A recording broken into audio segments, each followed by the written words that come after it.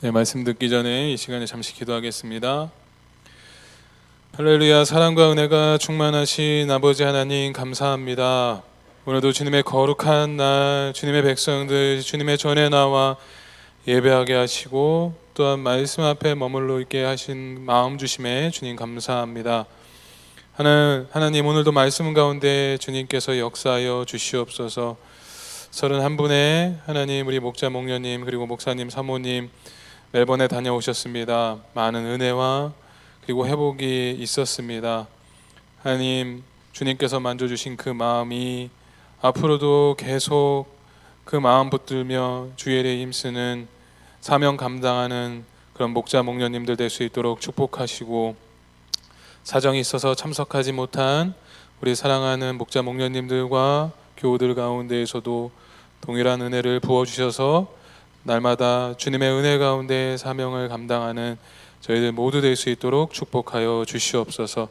주님, 저희들이 듣습니다. 말씀하여 주시옵소서. 이 모든 말씀 살아계신 예수님의 이름으로 감사하며 기도드렸습니다. 아멘. 아멘. 네, 반갑습니다. 안녕하세요. 네, 확실히 1부보단 2부가 조금 마음이 좀 편합니다. 그런데 앞에서 눈물 콧물 다 빼시고 그리고 설교보다 더 훌륭하게 간장을 하시면 뒤에 설교하는 사람이 참 부담이 됩니다. 그래서 어떻게 제가 해야 될지 난감해서 뒤에서 잠깐 기도를 했습니다. 그래도 하나님이 간증을 통해서 은혜를 주신 것처럼 오늘 말씀 가운데에서도 우리 성도님들이 귀한 깨달음을 얻게 되기를 간절히 소망합니다. 오늘 누가복음 24장 13절에서 35절까지 말씀인데 굉장히 긴 말씀이었습니다. 한 이야기입니다. 그렇지만 우리부터 지혜로운 목사님께서 잘 이렇게 나누어 읽어주셔서 너무 감사합니다. 누가복음 24장 13절 35절까지의 말씀을 주제로 부활의 주님을 만나려면 이라는 말씀을 여러분들과 함께 나누려고 합니다. 여러분들이 잘 알고 계시는 말씀일 것입니다. 히브리서 4장 12절 말씀에 보시면 이런 말씀이 기록되어 있습니다. 하나님의 말씀은 살아있고 힘이 있어서 어떤 양날 칼보다도 더 날카롭습니다. 그래서 사람 속을 꿰뚫어 혼과 영을 갈라내고 관절과 골수를 갈라놓기까지 하며 마음에 품은 생각과 의도를 밝혀냅니다 라는 말씀이 기록되어 있습니다. 이 말씀을 보시면요, 하나님의 말씀은 이라는 표현으로 시작해요. 그 말씀의 능력을 말하고 있는데 그 능력이 무엇인가 하면 살아있고 힘이 있다라는 것입니다. 하나님의 말씀은 살아있고 힘이 있습니다. 말에 힘이 있다라는 것은 아마 이곳에 앉아 계신 분들은 다 알고 계실 거라고 생각합니다. 말 한마디로 사람을 살릴 수도 있고 죽일 수도 있는 것이 말인 것입니다. 예를 들면은 태어날 때부터 손가락이 2개인 피아니스트 이하얀 양을 아마 여러분들은 아실 겁니다. 이희야 자매가 피아노를 칠 수 있게 된 것은 어머니가 자신의 손을 만지면서 자기 손보다 더 예쁘다고 말해준 어머니 덕분에 피아니스트가 될 수 있었다고 합니다. 그리고 우리가 너무나 잘 알고 있는 신의 손이라 불리는 존스 홉킨스 대학병원의 식용외과 전문의 맨 카슨 박사도 자신이 이렇게 유능한 의사가 될 수 있었던 것은 어머니가 늘 해준 넌 할 수 있어 라는 말씀 때문이었다라고 합니다. 말은 이처럼 그 말을 통해서 상대방을 살게 해줄 수 있는 힘이 있다라는 겁니다.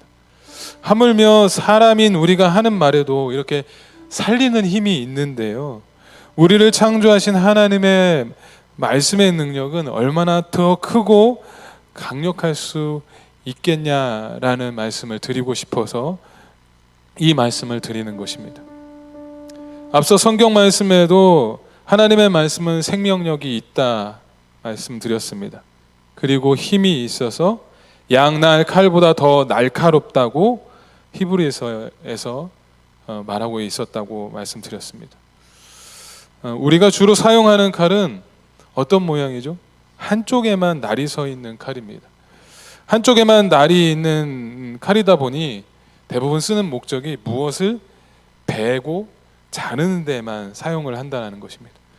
하지만 양날의 칼은 베는 것에만 사용되는 목적이 아니라 찌르고 쪼개는 데 사용되어질 수도 있다라는 것입니다. 언뜻 생각하면, 상상해 보면 찌르고 쪼개는 것이 더 아프고 무섭고 죽이는 것 같은 그런 느낌이 들 수도 있지만, 실은 하나님의 말씀은요, 우리 영혼 깊은 곳까지 찔러서 결국은 우리를 살리기 위함이라는 것을 우리가 기억했으면 좋겠습니다. 아마 여러분들께서도 말씀 묵상에 대한 유익을 그 누구보다 더 잘 아실 것이라는 생각이 드는데요. 여러분들이 하시는 말씀 묵상에, 여러분들이 경험하신 말씀 묵상의 유익은 무엇이 있으신가요? 저는 말씀 묵상의 가장 큰 유익은요, 바로 말씀으로 나 자신을 보게 하신다는 거예요. 말씀으로 나 자신을 보게 하셨습니다. 날마다 제 자신을 보게 하셨어요. 그래서 하나님은 말씀으로 나의 모난 부분을 늘 깎아내셨습니다. 깎일 때마다 많이 아프더라고요. 그리고 그 깎이는 것에서만 멈춰서는 것이 아니라 말씀을 통해서 늘 내 자아를 죽여주셨어요. 그리고 새로운 생명으로 하나님께서는 살려주셨습니다. 이것이 바로 말씀 묵상의 유익이 아닐까라는 생각을 해보게 되었습니다. 이런 의미에서 요즘 저희 교회는 새벽 기도회 때 고린도전서 말씀을 가지고 함께 묵상하고 있었어요. 특히 지난주에는 고린도전서 15장 말씀을 묵상했는데, 고린도전서 15장은 흔히 부활장이라고 불리는 말씀이었습니다. 그러다 보니까 지난주에는요, 이 부활에 대한 묵상을 참 많이 했던 것 같아요. 걸어 다녀도 부활, 지금 요즘처럼 이제 봄이 되는 계절에 피어나는 새싹들의 모습을 볼 때에도 부활이 제 머릿속에서 떠나지 않았던 것 같아요. 우리는 주로 부활에 대한 메시지를 부활절에만 듣는 경우가 있습니다. 그런데 사실 이 부분은 좀 잘못된 부분이 아닌가라는 생각이 들었습니다. 왜냐하면 우린 지금 부활하시고 지금도 살아 역사하시는 하나님을 믿고 있는 신앙생활을 하고 있기 때문에 그렇다는.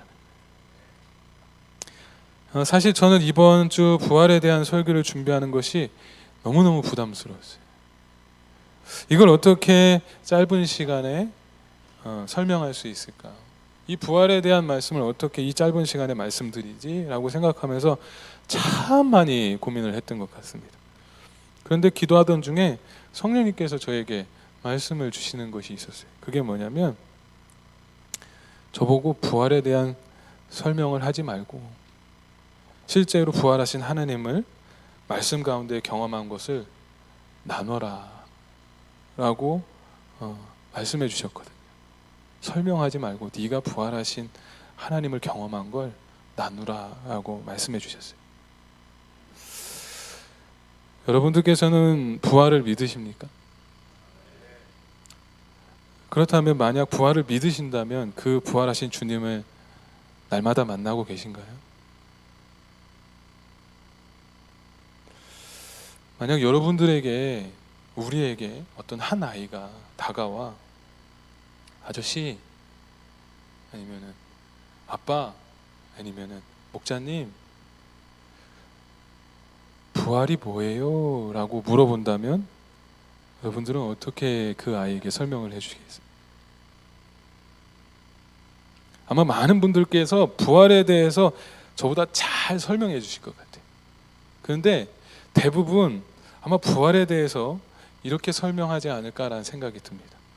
얘야, 부활은 죽었다가 다시 살아나는 것이 부활이야 라고 아마 설명하지 않을까라는 생각이 듭니다.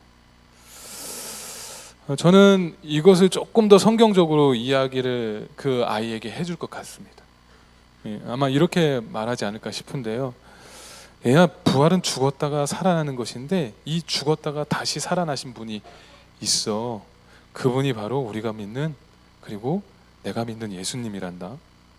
이 예수님은 나를 위해서 그리고 너를 위해서 모든 인류의 죄를 담당하시고 고난 받으시고 핍박을 받으신 후에 십자가에 박혀 죽으셨다가 죽은 지 사흘 만에 무덤에서 부활하셨어. 그분이 예수님이야. 그래서 지금도 살아계셔서 나와 그리고 너와 많은 사람들의 삶 가운데 역사하고 계신단다. 이것을 우리가 믿기에 지금 우리들이 그분을 예배하고 있다라는 것이라. 이것을 우리가 믿기에 저와 여러분들이 이곳에서 예배를 하고 있는 거라는 겁니다. 그래서 지금 우리 눈엔 보이진 않지만 지금도 우리와 함께 계셔서 우리 안에 역사하고 계시다는 것을 믿기에 지금 이곳에 저와 여러분들이 있다라는 것입니다. 그런데요, 안타깝게도 아직도 많은 분들이 예수님의 부활에 대해 의심하거나 믿지 않는 사람들이 교회 안에서나 교회 밖에서나 있다라는 거예요. 부활이 없다라고 말하는 사람들을 아마 만나보신 적이 있을 겁니다. 그분들의 대부분의 질문, 그리고 그분들이 부활은 없어 라고 강력하게 부인하시면서 믿는 우리들에게 요구하는 것은 늘 이런 것 같아요. 증거해봐 하는 거예요. 부활이 있다라는 것을 내 눈앞에서 한번 말해봐, 보여봐, 이런 마음 아닐까라는 생각이 듭니다. 만일 여러분들은 부활이 없다라고 말하는 분이 부활의 증거를 대보라고 한다면 어떤 증거를 대시겠어요? 어떤 증거를 대실 수 있으시겠습니까? 저는 우리는요, 첫 번째로 이런 증거를 대야 될 수 있어야 된다고 생각합니다. 성경을 통해 말씀해 주셔야 돼요. 부활의 증거를 대보라고 하는 사람들에게 성경을 통해 하나님께서 역사하신 일들을 우리가 말씀해 주실 줄 알아야 된다는 거예요. 성경에는 예수님의 부활에 대해 수도 없는 증거들을 말하고 있습니다. 이 중에 가장 큰 증거는 아마 수많은 사람들이 부활하신 예수님을 만난 사건일 거예요. 일일이 다 열거할 수는 없지만 예수님은 부활하셔서 12제자들을 만나 주셨고요. 그리고 주님을 따르던 마리아와 여인들을 만나 주셨고, 나중에는 500명이 한 자리에 모여 있는 곳에 찾아가 만나 주시고 그곳에서 마지막 설교를 하신 후에 그들이 보는 눈 앞에서 하늘로 올라가셨다고 성경에는 기록하고 있다는 겁니다. 그리고 부활하신 예수님을 목격한 사람들이 부활하신 예수님을 증거하며 하나님 나라 복음을 선포하고 다녔다라는 거예요. 그런데 이 부활하신 예수님의 복음 전파는, 하나님 나라 전파는 지금도 이루어지고 있다라는 겁니다. 전 나라 세계 곳곳 미 전도 종족에 들어가서 하나님을 전하는 것, 그 하나님의 무엇을 전하고 있겠습니까? 바로 살아계신 그 하나님을 전하는 것 아니겠냐는. 이렇게 직접 부활하신 예수님을 만난 것 이상의 증거가 또 어디 있겠냐라는 겁니다.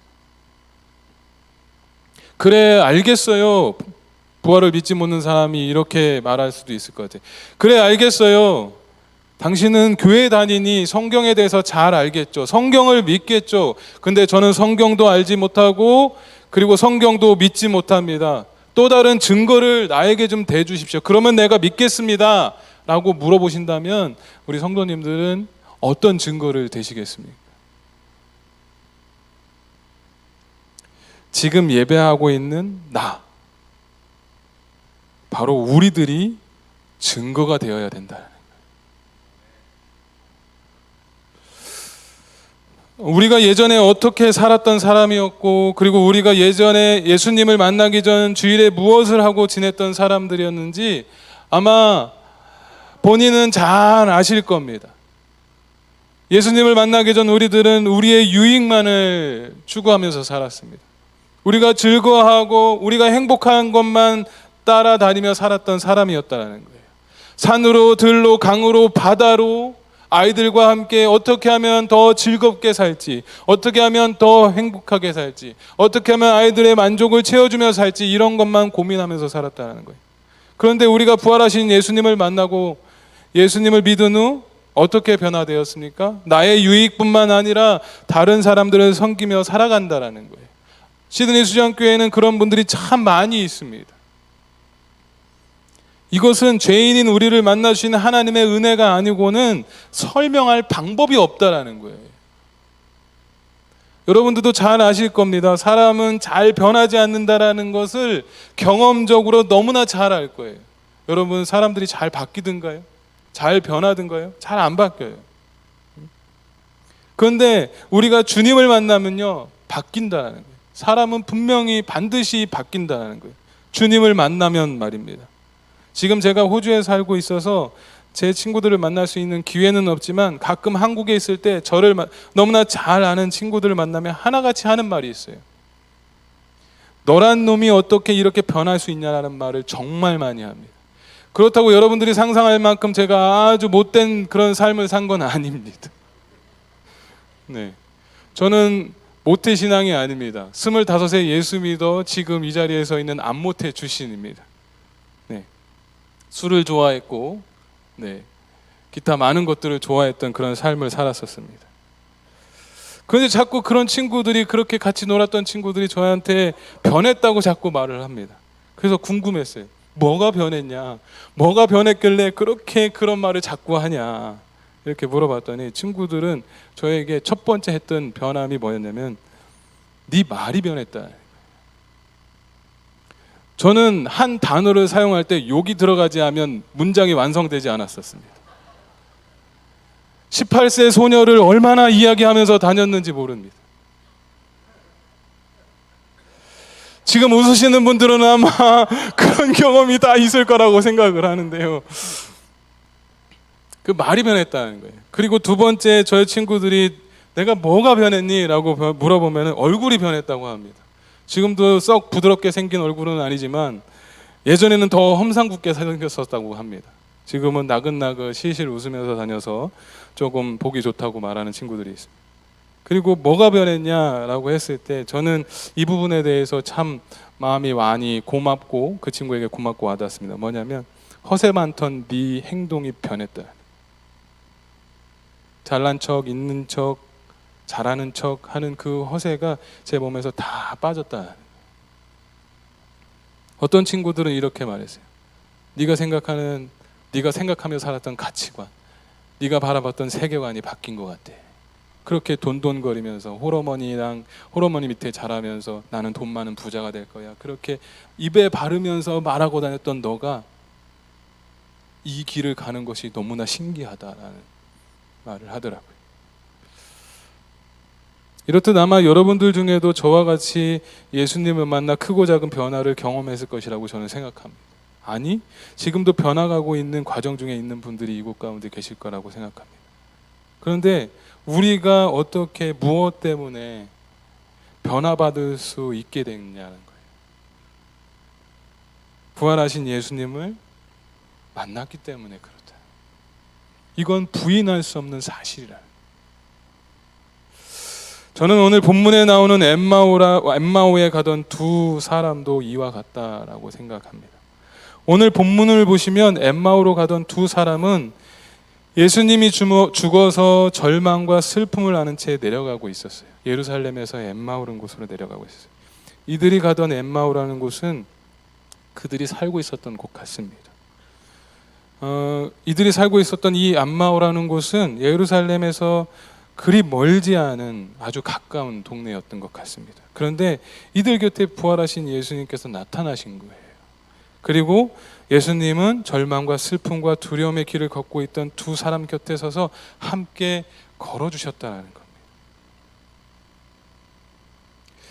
그런데 이 성경 구절을 읽고 있는데 가만히 생각이 들었습니다. 성경에 예수님께서 어떤 한 사람을 찾고 만나 주셨는가를 상상해 보게 됐어요.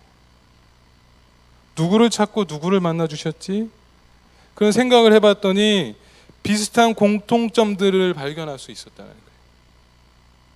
예수님이 만나 주신 대부분의 사람들은요, 소망 없는 사람들, 삶의 소망을 가지고 사는 사람들이 아니었어요. 절망 가운데 병든 사람들, 슬픔과 좌절, 고통과 고난, 두려움과 외로움에 사로잡혀 있는 자들을 예수님은 늘 찾아와 주셨고 그들을 만나 주시고 위로하시고 회복 주셨다라는 거예요. 왜 예수님께서 그러셨을까? 스스로 질문해요. 왜 예수님 그냥 편하게 돈 많고 예수 잘 믿고 신앙생활 열심히 하는 그분들만 케어하면 되지 왜 굳이 힘든 그 사람들에게 다가가 만나 주셨습니까? 라고 생각해 보았더니 그들에게는 바로 주님이 필요했기 때문에 다가가 주신 거예요. 예수님은 이들을 불쌍히 여기시고 사랑하시어 위로하시고 힘주시고 새 소망을 주시기 위해 찾아주셨다라는 거예요. 이렇듯 예수님은 아무 소망 없는 우리들의 산 소망이 되어주시기 위해 우리에게 인간의 몸을 입고 오셨다는 것입니다. 그래서 베드로전서 1장 3절에서도 고백하기를 우리 주 예수 그리스도의 하나님 아버지께 찬양을 드립시다. 하나님께서는 그 크신 자비와 우리를 새로 태어나게 하셨습니다. 그리하여 그는 죽은 사람들 가운데서 예수 그리스도가 부활하심으로 말미암아 우리로 하여금 산 소망을 갖게 해주셨습니다. 라고 고백한 거였어요. 만약 우리들 가운데 지금 아무 소망도 없고 절망과 고통의 삶을 살고 계신 분들이 이 자리에 있으시다면 산 소망 대신 주님을 찾으시기를 바랍니다. 그런데 엠마오로 가던 두 사람은요, 절망과 슬픔 중에도 예수님을 찾지도 예수님을 보지도 않았다라는 거예요. 엠마오로 가던 두 사람은 절망과 슬픔 중에도 예수님을 찾지도 예수님을 보지도 않았다라는 거예요. 왜 그랬을까요? 본문을 읽어보시면 본문에 나온 두 사람은 예수님께서 십자가에 죽으셨다는 것도 알고 있었고요. 예수님이 부활하셨다는 소식도 들었던 사람들이었습니다. 그런데 이들의 마음은 온통 절망과 슬픔이 가득했어요. 부활하신 예수님을 만났음에도 불구하고 그가 예수님 되심을 깨닫지 못하고 있었습니다. 그들은 왜 예수님과 함께 걷고 있음에도 불구하고 보지도 그리고 알지도 못했냐라는 거예요. 그저 절망 가운데 있었냐라는 거예요. 그것은 그들의 눈이 가려져 있었기 때문에 그랬어요. 16절 말씀해 보시면 그들은 눈이 가려져서 예수님을 알아보지 못했습니다 라고 얘기하고 있습니다. 여기서 가려지다라는 말은 헬라어로 찾아보니까 코라테오라는 말을 사용하고 있어요. 이 코라테오라는 말의 의미는 뭐냐면 계속해서 무언가를 붙들고 있다라는 의미를 말할 때 사용하는 겁니다.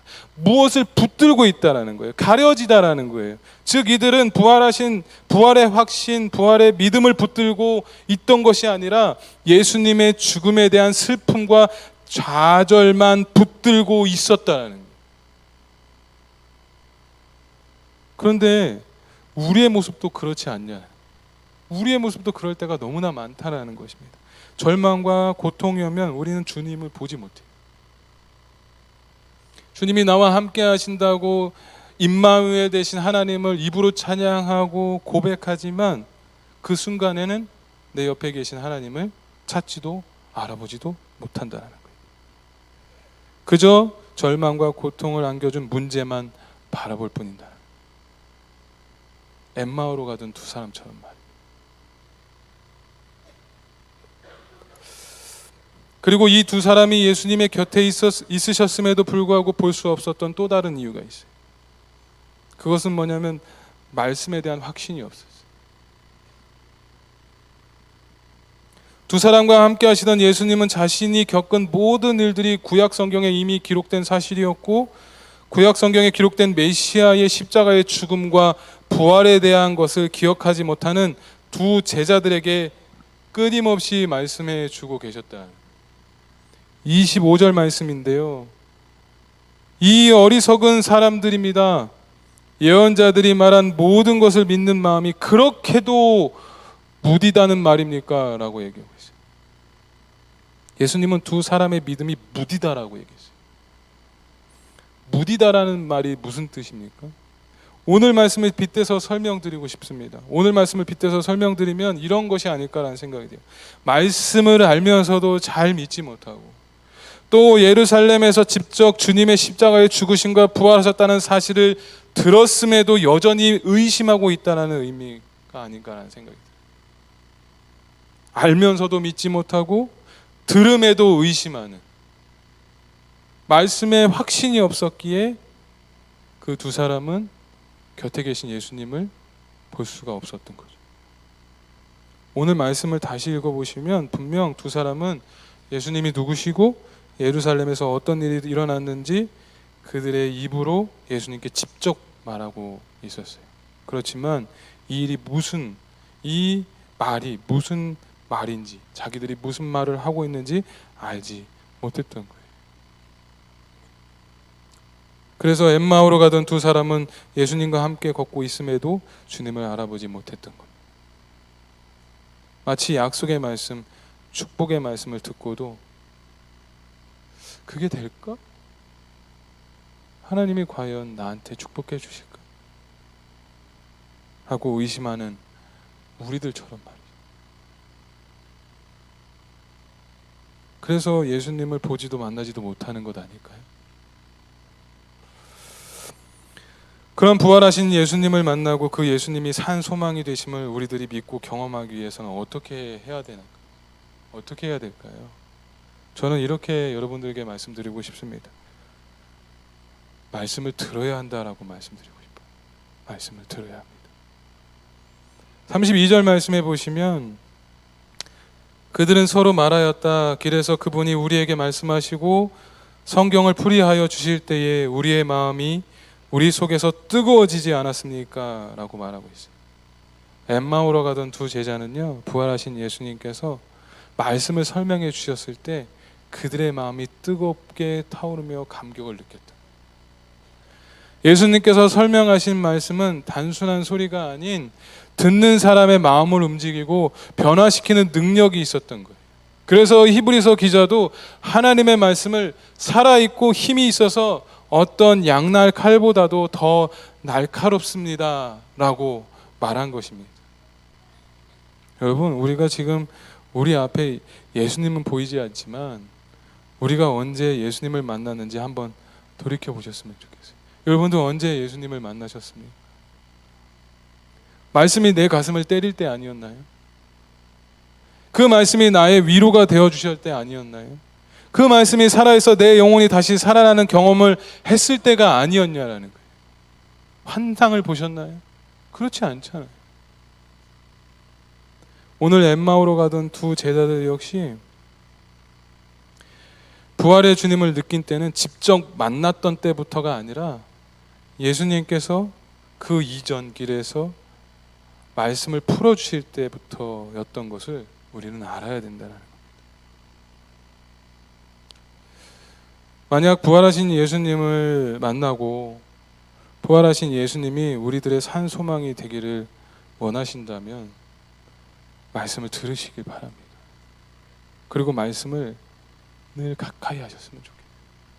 그리고 그 말씀을 먹으시길 바랍니다.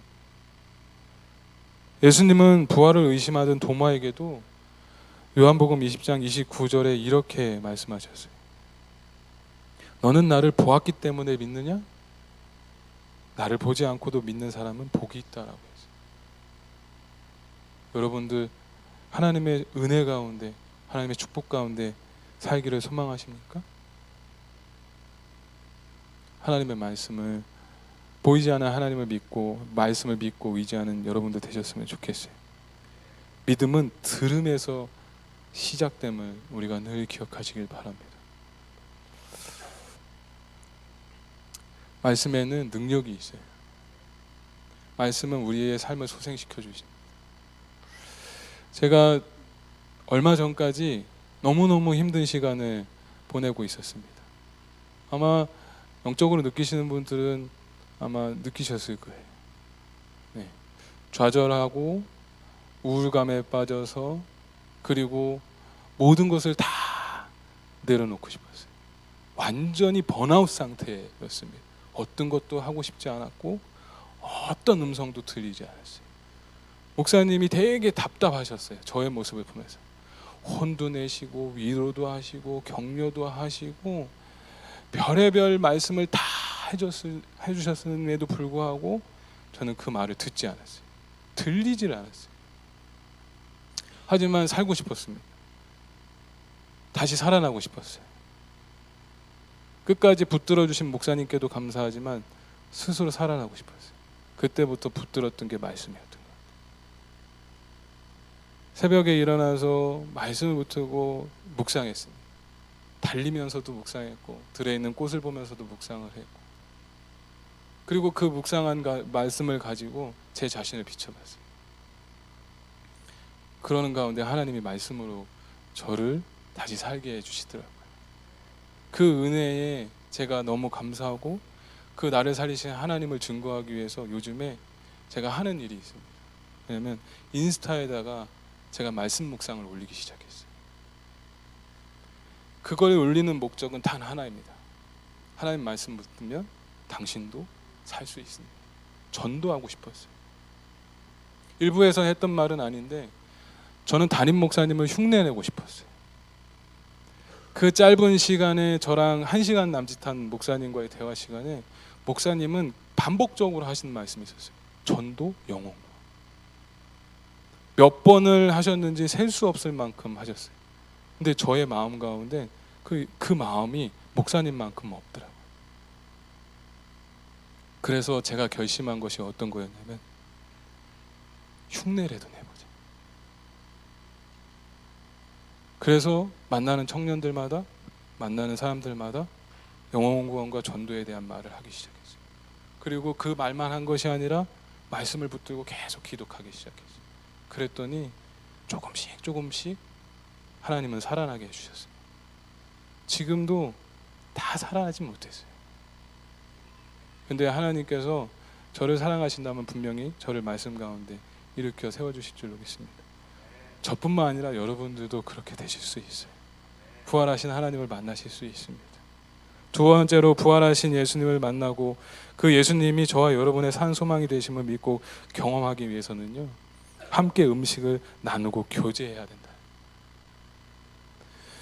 오늘 30절 31절 말씀을 보시면 이런 말씀이 있어요. 그리고 그들과 함께 음식을 잡수시려고 앉으셨을 때에 예수께서 빵을 들어서 축사하시고 떼어서 그들에게 주셨다. 그제서야 그들의 눈이 열려서 예수를 알아보았다라고 기록하고 있어요. 엠마오로 가던 제자들은 예수님과 함께 음식을 나눌 때에 부활의 주님을 만났던 거예요. 즉 함께 먹을 때, 함께 말씀을 나눌 때 부활의 주님께서 그들에게 자신을 보여주신 거예요. 이것은 성찬을 말할 수도 있겠지만 성도들 간의 교제를 말할 수도 있을 겁니다. 성경을 보면 자주 먹는 장면을 말하고 있어요. 왜 그럴까? 왜 이렇게 예수님이 먹는 걸 좋아하시나?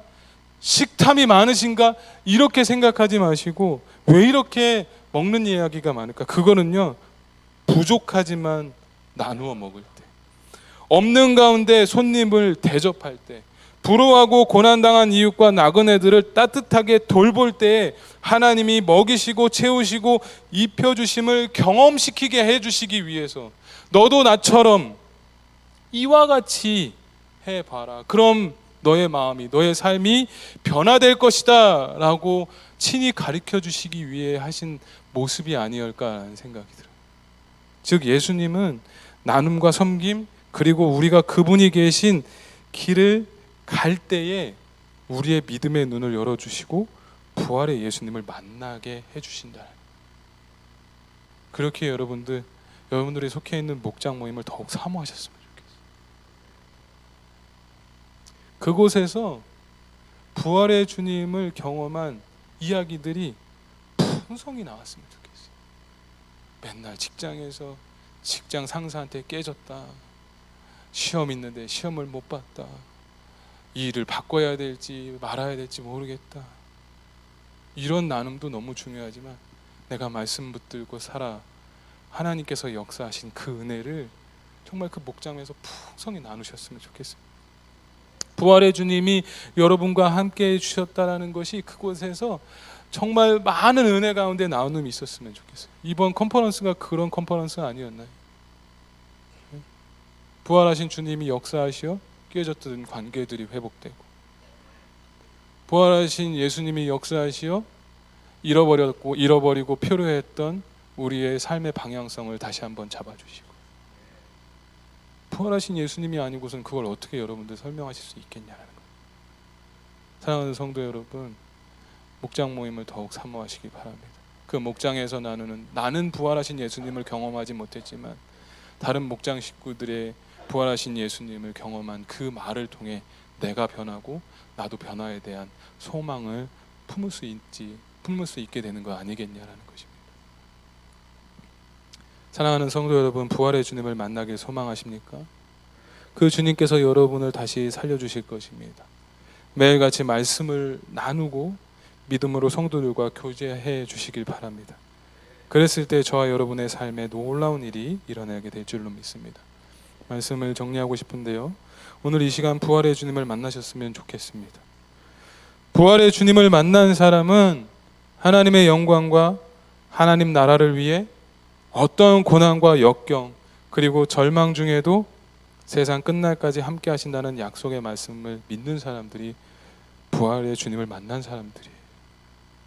그렇기에 부활의 주님을 만난 사람들은 부활의 예수님만을 바라보며 맡겨진 사명을 감당할 수 있습니다. 바라기는 이 한 주간 어떤 고난 속에서도 소망 잃지 마시고 주님만을 의지하는 성도 되시길 바랍니다.